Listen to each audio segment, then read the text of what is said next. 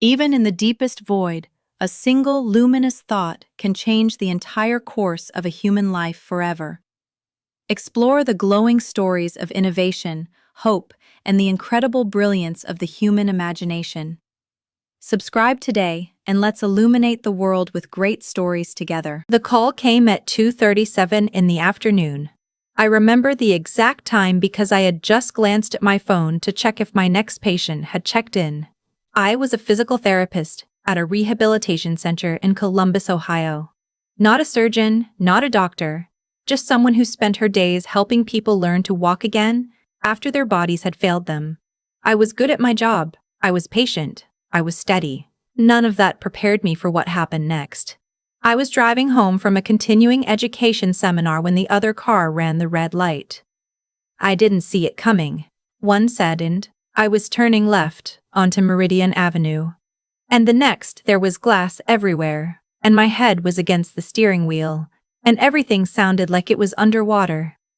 The paramedic who reached me first told me to stay still. He said my name twice. I had no idea how he knew it. And then I realized he was reading it off my employee badge, which had somehow stayed clipped to my jacket through the whole thing. He asked me if there was someone he should call. I gave him my husband's number. I also gave him my parents' number, because that is what you do. That is what I had always done. You call your husband, and then you call your parents, because they are your parents, and you assume that is enough. My husband didn't answer. He was in a project review meeting with his phone on silent, which I learned later. So the paramedic called my parents. My mother picked up on the second ring. I could hear her voice from where I was sitting in the wreckage of my car. I couldn't make out the words, but I could hear her tone, that brisk, slightly annoyed tone she uses when she feels interrupted. The paramedic explained what had happened, told her where they were taking me, told her it was serious enough that she should come. I watched his face while he listened to whatever she said back. His expression didn't change, the way people in emergency services learn not to let it change. He just said, "I understand, ma'am," and ended the call.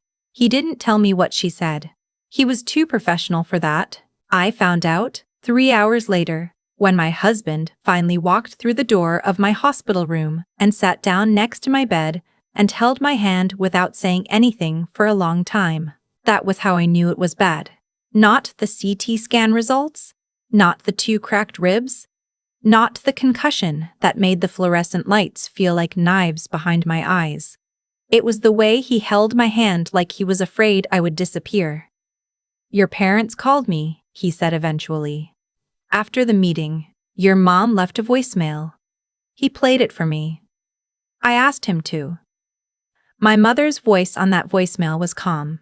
She was not panicking. She explained that she had received a call from a paramedic about my accident and that she and my father were unfortunately not able to come to the hospital this evening because my younger brother had just been fired from his job at the hardware store, his 3rd job in 2 years, and he was, in her words, really struggling right now and needed family support.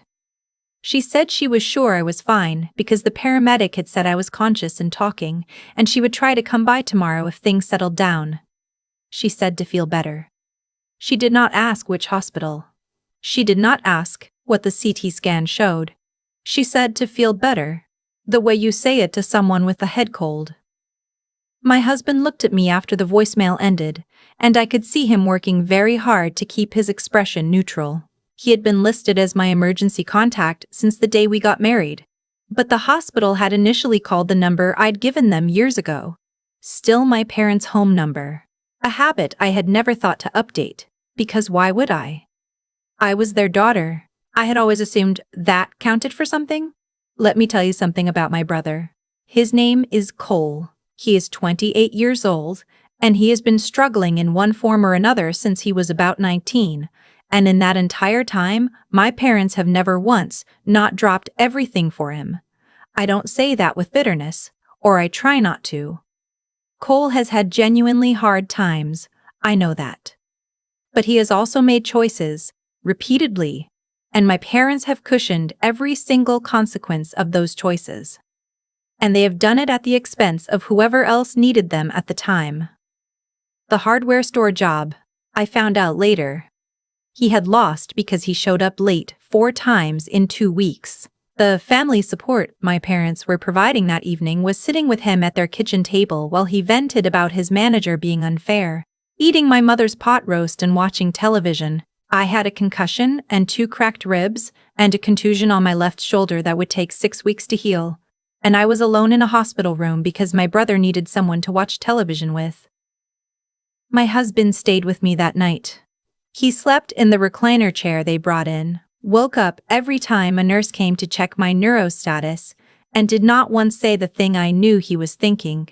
He had said it before, gently, over the course of our marriage.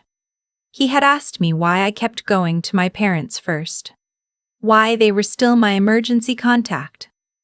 Why I still called my mother every Sunday even when those calls left me feeling hollowed out. I never had a good answer. The best I could give him was, "They're my parents." As if that explained everything. As if that excused everything. My mother came the next afternoon, around 2 o'clock. She brought a container of soup. She walked in, set the soup on the bedside table, looked at my bruised face and the brace on my shoulder, and said, "Oh, you look terrible." Not unkindly. Just as an observation. The way she would note that the weather had turned. She sat down and told me about Cole's situation for 20 minutes. The manager who had it out for him. The co-workers who weren't supportive. The unfairness of the whole thing. She asked me once how I was feeling. When I started to answer, she checked her phone. My father came the following morning, briefly, on his way to something else. He patted my hand, told me to take it easy, and left within 15 minutes. My husband watched all of this. He didn't say anything. He is a patient man, my husband, but I could see it accumulating in him the way things accumulate in patient people, slowly, silently, until it isn't silent anymore. I went home on day 3 with a list of restrictions and a follow-up appointment, and a prescription for something that made me sleep 12 hours at a stretch. My husband took the week off work to stay with me. My parents did not come by once that week. My mother texted to ask if I needed anything, and when I said some help around the house would be great, she said Cole was going through interviews that week, and things were hectic. Here's the thing about being the dependable one in a family. You don't get to opt out gracefully.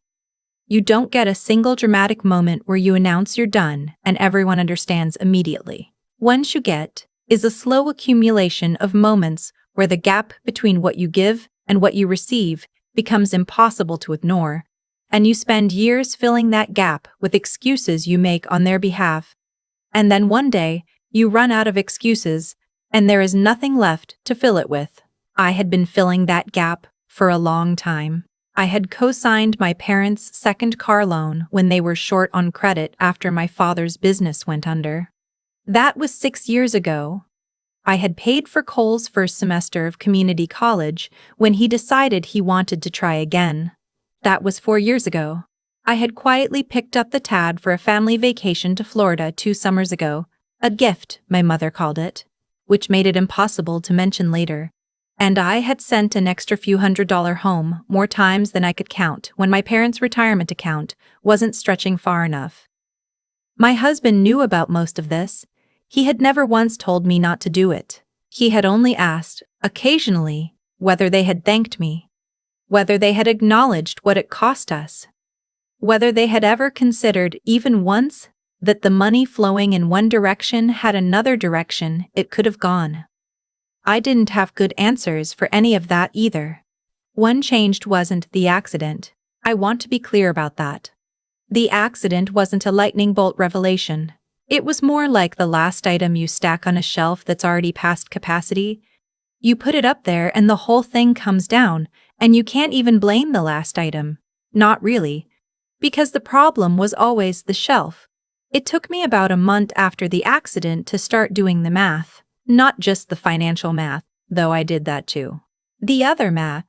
The hours spent, the calls made, the times I had reorganized my schedule around their needs without being asked and without acknowledgement. I had driven 2 hours each way to help my mother pack up her sister's house after my aunt passed, took 3 days off work to do it, and had been thanked by receiving, a week later, a phone call asking whether I thought Cole might want some of my aunt's furniture.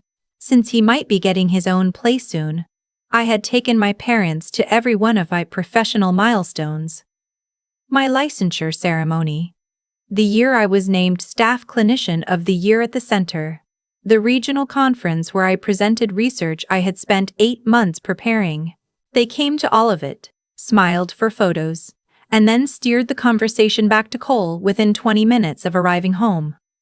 Cole might be interested in PT school, my mother said once, at the Clinician of the Year dinner, as if that were the logical takeaway from watching me receive an award. But here is what I told myself, every single time. They're your parents. They love you. They just express it differently. They're proud of you even if they don't always say it. I told myself that so many times it stopped having any meaning. Words you repeat without believing them become hollow very fast. The situation that finally made me stop came about 4 months after the accident. My employer, the rehab center, was hosting its annual fundraising gala. It was a real event, a proper one, at a hotel downtown, with a keynote and a dinner, and a portion of the evening dedicated to recognizing staff and community contributors. I had been asked to speak. My director had nominated me for a Community Impact Award based on a pro bono program I had built for low-income patients, something I'd spent 2 years developing, writing grants for, piloting, refining. It was, genuinely, the thing I was most proud of in my professional life. I bought 4 tickets to the gala. 1 for me, 1 for my husband, 1 for my mother, 1 for my father. I told them about it 3 months in advance. I followed up at 6 weeks, at 3 weeks, at 1 week. They confirmed, every time. My mother bought a new dress. My father asked twice what the parking situation was like at the hotel. The morning of the gala, I got a text from my mother. Cole had an interview the following morning, a promising one, she said, for a sales position at a company downtown, and he was anxious about it and really needed family support tonight to help him prepare. She was so sorry. She knew how much this meant to me. She hoped I understood. I sat in my kitchen and read that text 3 times. My husband was in the other room. I could hear him getting ready. The sound of the shower, the dresser drawers opening and closing. He was looking forward to this. He had helped me rehearse my remarks. He had been there, in that recliner chair, the night the shelf finally came down. I didn't respond to my mother's text right away. I put my phone face down on the counter and finished getting ready and told my husband when he came downstairs that my parents weren't coming. I said it very calmly. He looked at me for a moment, and then he said, "Okay." Just that. Okay. We drove to the hotel together, and I gave my remarks and I received the award, and I smiled for photographs, and the whole time something was very quiet and very settled inside me in a way I hadn't felt before. At the dinner table afterward, my director leaned over and asked if my family had made it. I said no. She said she was sorry to hear that. I said, "I think I'm done apologizing for them." She didn't know what to say to that. I didn't need her to. That night, after the gala, I did 3 things. I changed my emergency contact at the hospital system where I was registered as a patient. My husband's number, primary. His work number, secondary. I logged into the joint savings account my parents and I shared. One I had opened years ago to make it easier to help them with expenses. And I transferred my portion out. It wasn't a dramatic amount. But it was mine, and I moved it. And I wrote a letter. Not to send, not yet. Just to have. I wrote down every significant financial contribution I had made to my family over the past 6 years. The car loan. The tuition. The vacation. The transfers I had made to my parents' account in the middle of the month when things got tight. I had receipts for most of it. Bank statements. I sat at the kitchen table until almost midnight writing it all down. And when I was done, I had 4 pages and a number at the bottom. That was larger than I had let myself acknowledge. My husband came downstairs at some point and looked over my shoulder and didn't say anything for a long time. Then he said, "What are you going to do with it?" I said I wasn't sure yet. I called my mother the following Sunday, same as always. She answered and immediately started telling me about Cole's interview. How it had gone well, how the interviewer had seemed really interested, how she was hopeful. She talked for 11 minutes before she asked how I was doing. I said the gala had been wonderful. She said, "Oh good, good," and asked whether there had been good food. I said, "Mom, I'd like to talk to you about something." She said, "What's wrong? Is everything okay?" I said, "I've been doing a lot of thinking, and I've realized that I've been financially supporting this family for a long time, and I've decided I'm not going to do that anymore. I'm not angry. I just can't keep going the way things have been going." She was quiet for a moment. Then she said, "I don't know what you mean." I said, "I think you do." Another pause. Then, "Is this about the gala?" Because Cole really needed. "It's not about the gala," I said. "It's about 4 months ago when I was in a hospital and you didn't come. It's about a lot of things before that. I'm not looking for an apology. I just need you to understand that things are going to be different now." She cried. I had expected that. I stayed on the phone, and I didn't backtrack, and I didn't say, "I'm sorry," not once, not even reflexively, even though the urge was there, because the urge is always there. When she ran out of things to say, I told her I loved her, and I would talk to her soon, and I ended the call. My husband was in the living room. He had been listening, not hovering, just present, the way he had been present in that hospital room, in that recliner chair, through all of it. I sat down next to him and he put his arm around me, and neither of us said anything for a while. Then he said, "How do you feel?" I thought about it. "Like I've been holding my breath for 10 years, I said, and I finally just exhaled. Cole didn't get the sales job. He called me 2 weeks later to tell me, and to ask whether I could help with his rent that month, since he was between things. I said I was sorry he hadn't gotten the job, and I hoped something came through soon. I said I couldn't help with the rent. He asked why not. I said, "Because I need to take care of my own household first, Cole." He was quiet for a second. Then he said, "That's kind of messed up." I said, "Maybe. I love you. Call me when things look up." I meant it. I do love my brother. I love my parents. I understand now that loving people and sustaining a relationship that costs you everything are not the same thing. And that you can love someone very much from a careful, protected distance, and that this is not coldness. It is just honesty, finally, after a long time of pretending the shelf was fine. My husband put my award on the bookshelf in our living room when we got home from the gala that night. It has a little plaque on the bottom with my name on it, and the year, and it sits between a photo from our wedding and a small plant I have somehow kept alive for 3 years, which I consider its own kind of miracle. I look at it sometimes in the mornings when I come downstairs and the light is coming in from the east window. My parents haven't seen it. I don't know if they ever will. For a while that felt like a loss. Lately it just feels like information. I've thought a lot about cause and effect since all of this happened. Not in a dramatic way, not sitting up at 3 in the morning having revelations. More like the quiet way understanding comes when you finally stopped arguing with it.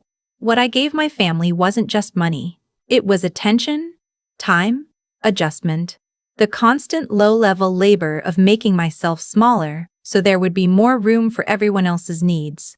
I co-signed loans. I transferred money in the middle of the month without being asked twice. I reorganized my schedule around their crises and called it love, because that is what I had been taught to call it. And for a long time it worked, in the way that any arrangement works when only one person is maintaining it. It held together because I kept holding it. The accident was just the moment the math became undeniable. You can absorb a lot of disappointments when they're spread out over years.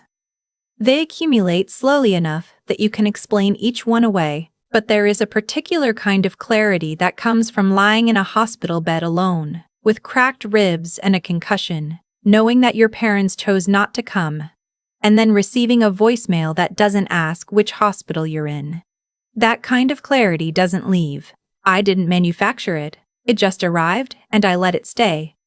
What I did after, the quiet decisions, the phone call with my mother, saying no to Cole, none of that was revenge. I want to be clear about that. Revenge requires you to still be invested in the other person's reaction, and I had finally, genuinely stopped needing my family to respond a certain way. What I did was correction. I corrected the direction things had been moving for a very long time. The hardest part wasn't the confrontation. It was learning to tolerate the discomfort of being misunderstood by people I love. My mother cried and told me she didn't know what I meant. My brother said it was messed up. My father hasn't said much at all, which is its own kind of answer. None of them are villains in my telling of this. They are people who got used to something, the way people get used to anything that is offered consistently and without apparent cost. I let that happen. I own that part. But I also know this. The way you treat people teaches them what to expect from you. I had spent years teaching my family that I would absorb whatever they didn't want to deal with, that I would show up even when they didn't, that my needs were flexible and theirs were not. That lesson had consequences. And changing it had consequences too. Different ones, harder ones in some ways, but honest. The award on my bookshelf is still there. My husband walks past it every morning and sometimes touches the edge of it, not ceremonially, just the way you touch things that are yours. Andrew was there that night, in a hotel ballroom, at the table my parents left empty. He is almost always there. That is not luck or accident. That is the result of years of choosing each other, of showing up, of being the kind of person who sleeps in a recliner chair when the person they love needs them to. I think about that sometimes when I miss my family, which I do, more than I expected to, and more than I let on. I think about what it means to actually show up for someone, not the performance of it, the actual thing. My brother still hasn't found steady work. My parents still cover for him in the ways they always have. I hope that changes for all of them. I mean that without bitterness. I just know now that hoping for it and funding it are two entirely different things, and only one of them was ever mine to give.